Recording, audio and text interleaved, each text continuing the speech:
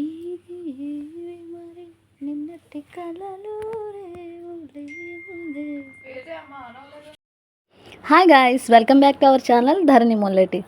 మీరైతే part 1 part 2 enjoy చేశారని అనుకుంటున్నాను. ఇదైతే పార్ట్ 3 అనమాట. ఈరోజైతే డే 3లో ఉన్నాము. సో మేమైతే హోటల్ నుంచి 10కి అలా స్టార్ట్ అయ్యాము. 10కి అలా స్టార్ట్ అయ్యి ఒక 5-6 కిలోమీటర్స్ అయితే మేము ట్రావెల్ చేసాము. ట్రావెల్ చేసిన తర్వాత అక్కడైతే మేము ముందు జోగిని వాటర్ ఫాల్స్కి వెళ్దామని అనుకుంటున్నాము. జోగిని వాటర్ ఫాల్స్ అయిపోయిన వెంటనే అక్కడి నుంచి మేము హడింబా టెంపుల్కి వెళ్తాము. సో ఇదైతే జోగిని వాటర్ ఫాల్స్కి వెళ్ళే దారి అనమాట. అక్కడి నుంచి చూసారా వ్యూ అయితే అద్దరిపోయిందనమాట. మేమైతే డే 3లో ఉన్నాం. ఇంకా ఎప్పుడైతే స్నో పాయింట్కి తీసుకెళ్తారా అని అలా ఎదురు చూస్తూ ఉన్నాము. కానీ ఈరోజైతే జోగిని వాటర్ ఫాల్స్కి అయితే ఫస్ట్ తీసుకువెళ్తారు. ఆ తర్వాత అయితే హడింబా టెంపుల్కి వెళ్తారు. కానీ జోగిని వాటర్ ఫాల్స్ ఏంటంటే కొంచెం ట్రెక్కింగ్ చేయాలన్నమాట.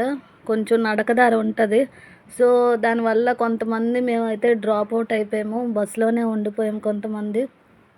నేను, మా హస్బెండ్, ఇంకా హైదరాబాద్ నుంచి వచ్చిన కొంచెం మంది ఫ్యామిలీస్ ఉన్నాయి, వాళ్ళు ఉండిపోయాము. మా హర్ష అయితే వెళ్ళాడనమాట.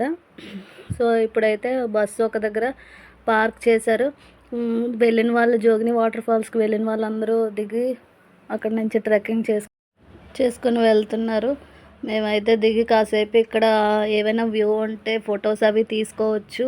అక్కడ ఏదో ఫ్లోయింగ్ కనిపిస్తుంది కదా, అదంతా వాటర్ అనమాట. ఆ వాటర్ అంతా ఏంటంటే హిమాలయాల నుంచి మంచు అంతా కరిగి అలా ఆ నదిలా ఏర్పడిందనమాట. ఈ వాటర్ ఇక్కడే కాదు, చాలా చాలా దూరం ప్రయాణిస్తూ ఉంటుందన్నమాట. సో మేమైతే వాటర్ బాటిల్ అయితే కొనుక్కున్నాం. ఈ డాగ్స్ అయితే వాటర్ బాటిల్స్ని లాగేసుకున్నాయి. ఇంకా సరేలే అవి తీసుకున్నాయి కదా అని దానికి వాటర్ అయితే పోసేస్తున్నాము.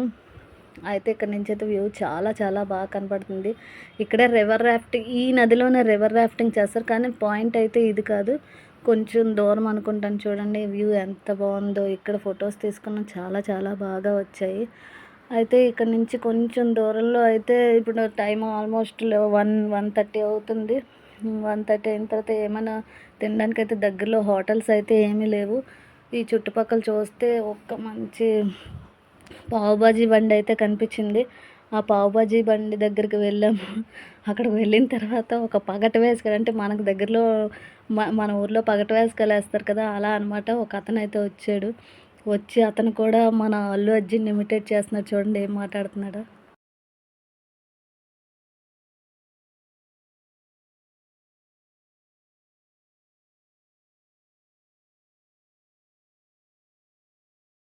से 5 आदमी खूबसूरत हो गए, कौन सा विटामिन मिला है? देख लीजिए आजकल डॉक्टर सुना घर में आटा खत्म है, फल फ्रूट बादाम खाने की मेरा 11 करोड़ का सोना कहाँ है गोलगप्पे वाले? आज गोलगप्पे में छेद कर दिया जाएगा। ये डाकू जागीरा का था पुष्पराज, मैं छुपेगा नहीं, पुष्पराज हर दिन सुबह के शीश केवल पान मसाला। ग्रुप में आया हो, वीडियो बनाओ आपकी।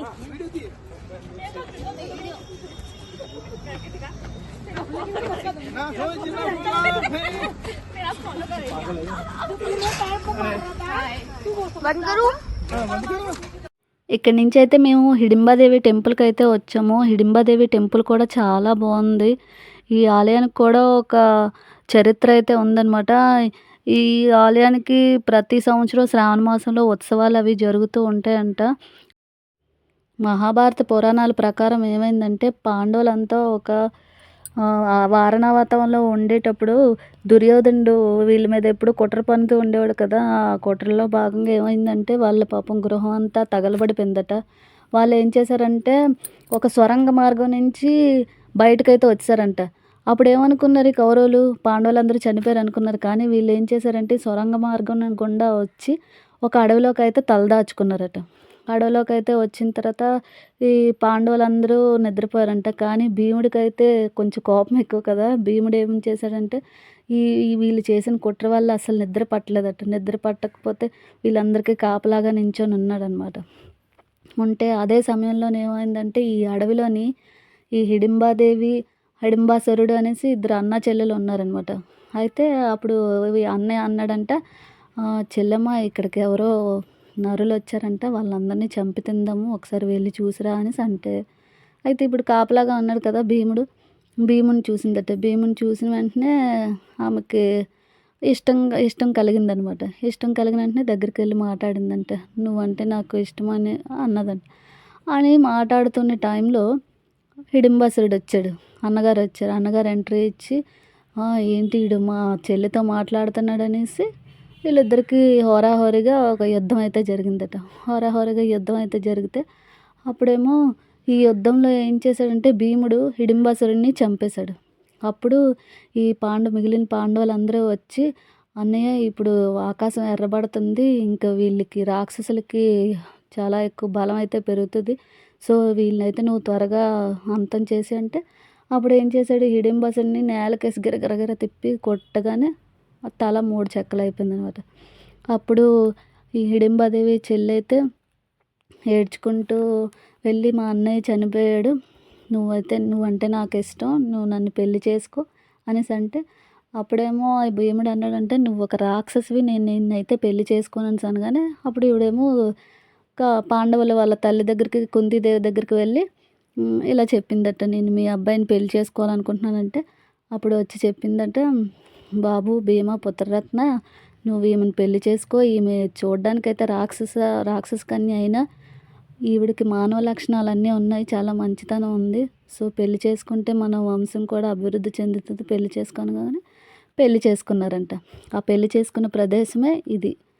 సో అందుకనే వీళ్ళు పెళ్లి చేసుకున్న తర్వాత ఒక ఏడాది తర్వాత ఘటోత్కచుడు పుట్టాడంట. ఘటోత్కచుడు పుట్టుకతోనే ఏంటంటే అతనికి తల ఉండదు, గుండెతో ఉంటాడు కదా. కానీ వీళ్ళిద్దరూ మాత్రం ఎప్పుడూ ఆ పాండవుల మంచి కోసమే చూడడం, అవన్నీ చేయడం వల్ల వీళ్ళు పుట్టడానికి రాక్షస రూపమైన వీళ్ళలో లక్షణాలు అన్నిటినీ చూసి వీళ్ళకి అంటూ ఒక స్థానం ఏర్పరిచి ఇలా గుడి అయితే, ఈ హిడింబాదేవి గుడికి అయితే కట్టడం జరిగింది. ఇక్కడి నుంచి ఒక 70 కిలోమీటర్స్ దూరంలో ఘటోత్కచుని గుడి కూడా ఉందంట, అదైతే మనకు తెలీదు. సో ఇదనమాట. అందుకే రాక్షసులుగా పుట్టిన ఒక మంచికి ఎప్పుడైతే పోరాడతారో వారికి ఇలాంటి ఆలయాలు ఎప్పుడూ ఉంటూనే ఉంటాయన్నమాట. మనం పుట్టింది రాక్షస పుట్టకైనా మనం చేసే మంచి వల్ల మనకి ఒక మంచి ఉన్నత స్థానం దక్కుతుందనేసి ఈ హిడింబా ఆలయం చూసిన తర్వాత తెలిసిందనమాట. సో ఇదనమాట హిడింబాదేవి కథ.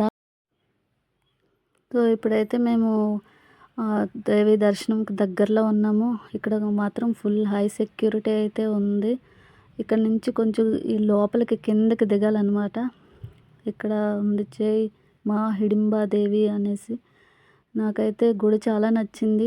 ఈ గుడి ఇంకా వెనకతల ఇంకో చిన్న కథ అయితే ఉంది. అదేంటంటే ఇక్కడికి ఎవరైనా ప్రేమించుకున్న వ్యక్తులు వస్తే వాళ్ళకి పెళ్ళి అయితే జరుగుతుందంట. ఇక్కడికి వచ్చిన తర్వాతే తెలిసింది. So this is the power of Hidimbadevi temple. So దర్శనం అయితే కంప్లీట్ అయిపోయింది. ఇక్కడి నుంచి మేము బయటకు వెళ్ళే దారిలో అయితే మాకు సాంప్రదాయ దుస్తులు అయితే రెంట్కి దొరికాయి. మేమైతే అందరం ఫ్యామిలీ అంతా ఈ దుస్తులు అయితే తొడుక్కొని మంచిగా ఫోటోషూట్ అయితే తీసుకున్నాము. చాలా చాలా బాగా వచ్చాయి.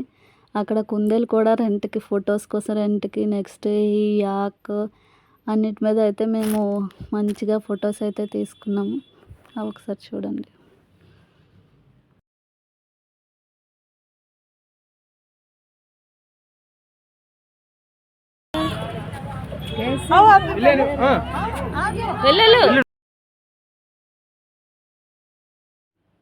ఇక ఈ దేవి దర్శనం అయిన తర్వాత మేమైతే ఇంకా go to Manali mall road.